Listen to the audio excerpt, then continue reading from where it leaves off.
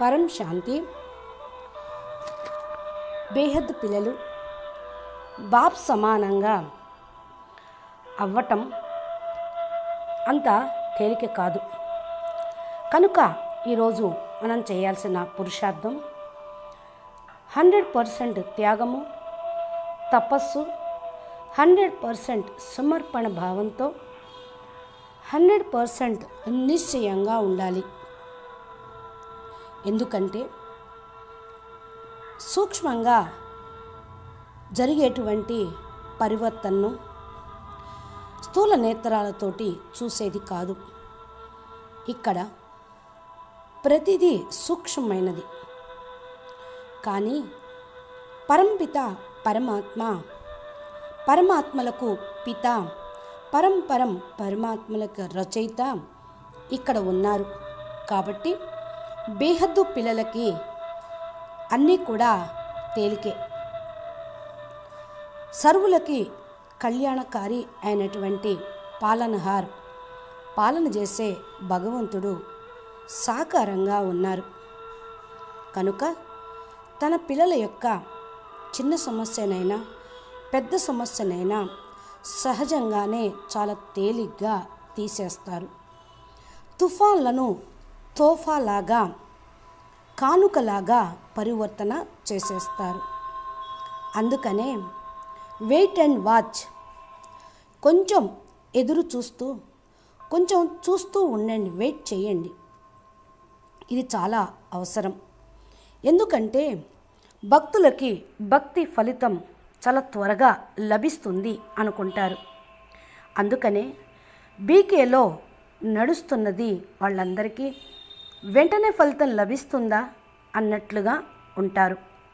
కానీ ఇక్కడ బేహద్దు పిల్లలు అన్ని రకాలుగా త్యాగం చేసి, తపస్సు చేసి 100%గా ఉంటే అన్ని రకాల పేపర్స్ను కూడా ఎదుర్కోవాల్సి వస్తుంది.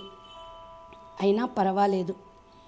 భక్తిలో కేవలం ముక్తి ఉంటుంది. వాళ్ళ అస్తిత్వమే ఖతం అవుతుంది. జీవన్ముక్తి లేదు వారికి.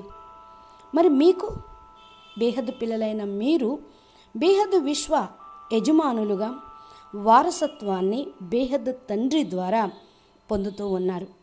కాబట్టి సదా బేహద్దు జీవన్ముక్తిని పొందేటువంటి వారు మీరు.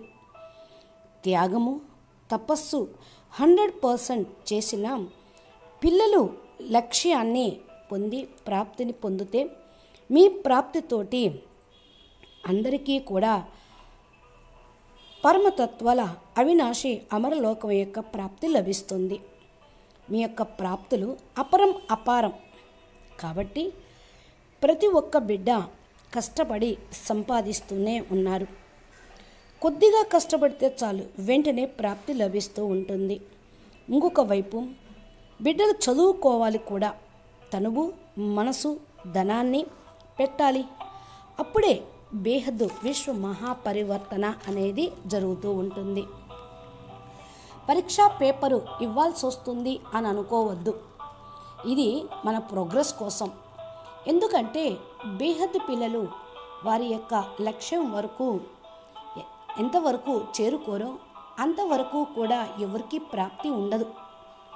గమ్యం చేరుకున్న తర్వాత ఇప్పుడే ఇక్కడే అనుభవించే వాళ్ళకి, బేహద్దు పరంపదం పొందిన వాళ్ళకి రాత్రికి పగలుకు ఉన్నంత తేడా ఉంటుంది.